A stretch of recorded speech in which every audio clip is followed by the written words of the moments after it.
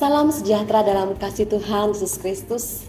Puji Tuhan, kita bertemu kembali dalam program Saat Teduh bersama penyuluh Bimas Kristen Kepulauan Bangka Belitung.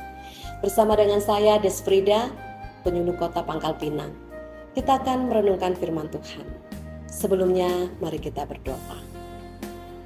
Bapa di surga yang kami sembah di dalam nama Tuhan Yesus Kristus, kami mengucap syukur Tuhan untuk setiap pertolongan Tuhan, penyertaan Tuhan sepanjang hari ini dalam setiap aktivitas kehidupan yang Tuhan percayakan. Kami mau dikuatkan, disegarkan kembali oleh firman Tuhan. Ajari kami Tuhan, berikan kami hikmat pengertian untuk kami dapat memahami firman Tuhan yang akan kami dengarkan. Terima kasih Bapa di surga, dalam nama Tuhan Yesus kami berdoa. Amin. Tema kita adalah pelayanan sejati, bukti kasih sejati.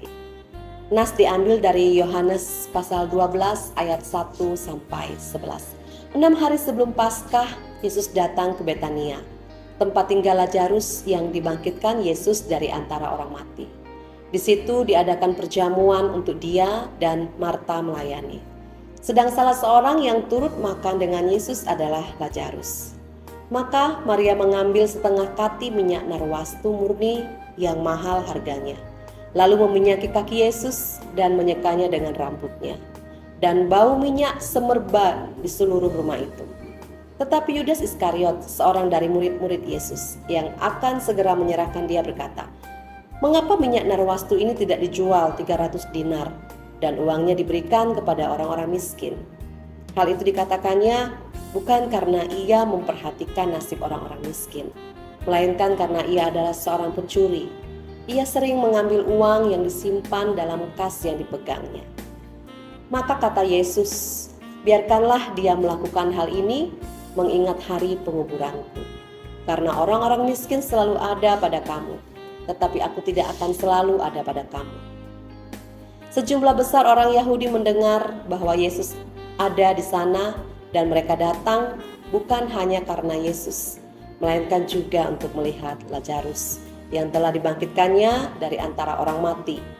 Lalu imam-imam kepala bermufakat untuk membunuh Lazarus juga, sebab karena dia banyak orang Yahudi meninggalkan mereka dan percaya kepada Yesus.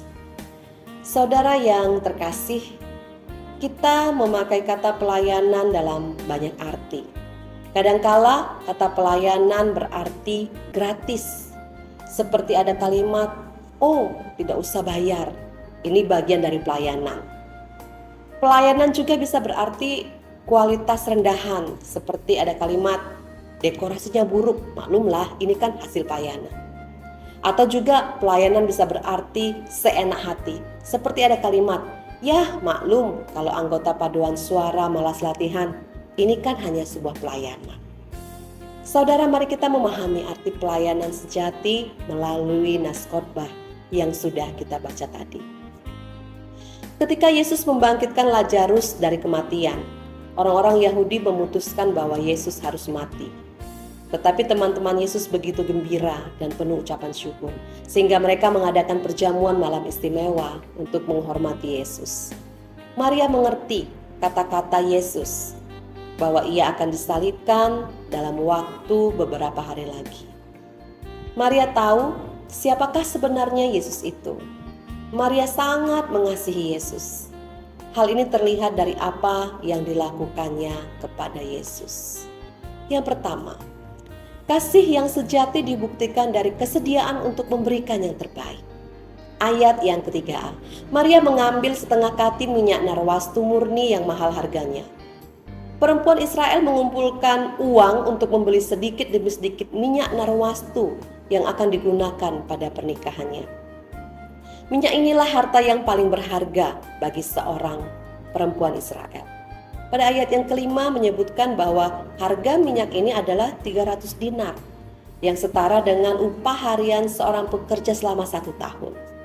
Ini adalah pemberian terbaik yang dapat diberikan oleh Maria. Ini saatnya memberi buat Yesus tanpa memperhitungkan untung rugi atau pujian atau imbalan. Semua tidak lain sebagai respon dari pekerjaan Yesus yang telah diterimanya dengan luar biasa.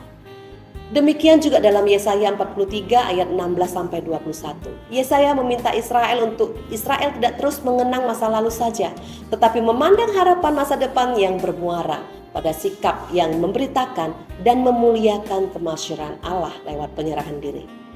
Menyerahkan diri dan setia pada Tuhan.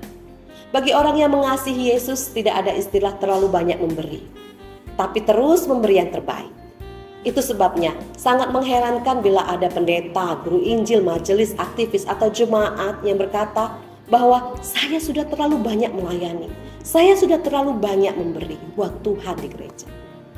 Jadi kasih sejati selalu memberikan yang terbaik. Yang kedua saudara, kasih yang sejati dibuktikan dari kesediaan untuk menyangkal diri. Ayat yang ketiga B. Lalu meminyaki kaki Yesus dan menyekanya dengan rambutnya. Perempuan Israel tidak diizinkan untuk menggeraikan rambutnya di depan umum. Hanya wanita tunasusila yang melakukan hal seperti itu. Maria tahu apa resikonya menyeka kaki Yesus dengan akan menilainya sebagai wanita yang kurang baik.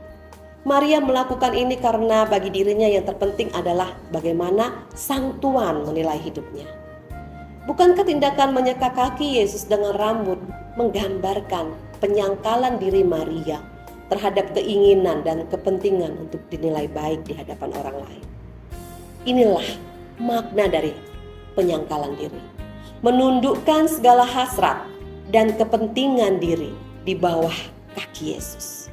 Suatu kehormatan untuk mengurapi Yesus. Bagi Maria tindakannya adalah tindakan yang melayani secara total sebagai tanda hormat dan kagum kepada Yesus yang rela merendahkan diri baginya. Demikian juga dalam Filipi 3 ayat 4b-14. Paulus menggambarkan siapa dirinya sesungguhnya. Pribadinya di mata orang Yahudi adalah suatu kebanggaan yang tak terkira. Tetapi perjumpaan dengan Kristus merubah secara total pandangan Paulus dan sikap hidup pelayanannya. Ia belajar terus meneladani pada penderitaan Kristus. Ketika saudara dan saya melayani sebagai apapun, baik sebagai pendeta, guru Injil, majelis atau jemaat, apakah itu suatu kehormatan atau beban buat kita? Tuhan Yesus rela menderita, disiksa, disalib, dan mati untuk menyelamatkan manusia. Itu tidak dirasakan sebagai beban. Apa balas kita? Apakah Anda siap seperti Kristus? Apakah rela melayani tanpa pujian, bintang jasa atau penghargaan? Yang ketiga saudara, kasih yang sejati dibuktikan dari kesediaan untuk mengenal hati Tuhan. Ayat yang ketujuh, maka kata Yesus, biarkan dia melakukan hal ini mengingat penguburanku. Kontras dengan sikap para murid yang sepertinya tidak memahami bahwa hidup Yesus akan segera berakhir. Maria mengerti betul apa yang selama ini Yesus katakan. Maria bukan saja mendengarkan, tetapi ia tentu juga mampu menaruh simpati atas apa yang akan terjadi pada diri Yesus. Dengan tindakan mengurapi kaki Yesus itu, Maria tentu ingin mengungkapkan kasihnya bagi Yesus. Maria tahu apa yang akan terjadi karena ia mengenal hatinya, mengenal hati Tuhan. Berbeda dengan Yudas yang hanya mengikuti keinginan dan ambisi pribadinya saja. Yudas tidak pernah belajar mengenal hati Tuhan Yesus secara mendalam, sekalipun dia bersama-sama dengan Tuhan Yesus. Yudas menempatkan diri sebagai pribadi yang suka menghakimi, pengkritik, atau lebih suka mencela pelayanan orang lain ketimbang berbuat nyata. Lebih suka mempersalahkan orang lain ketimbang mendoakan orang lain. Ia memiliki sifat yang tidak jujur atau tidak tulus.